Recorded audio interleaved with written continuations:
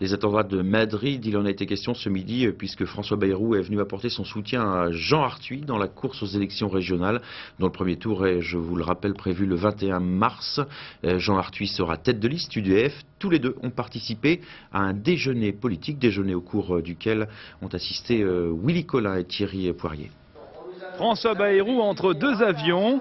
À une semaine du premier tour, ce soutien arrive à point nommé pour la tête de liste régionale Jean Arthuis, opposé entre autres à François Fillon. Mais ici, le déjeuner républicain prend une tournure solennelle. Actualité espagnole oblige, les convives observent une minute de silence. Ensuite, à la tribune, le chef donnera une consigne toute simple face à tant de cruauté.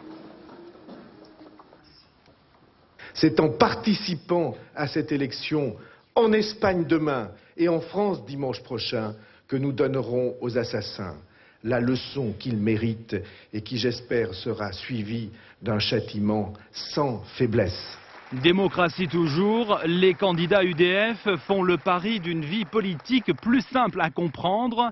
Ils imaginent volontiers un élu à double casquette, celle de conseiller général et de fait celle de conseiller de la région. La démocratie souffre lorsque les citoyens ont quelque peine à identifier les niveaux de responsabilité. Je pense qu'il faut aller vers plus de vérité, plus de simplicité, prendre les Français pour des personnes intelligentes et cesser de raconter des histoires.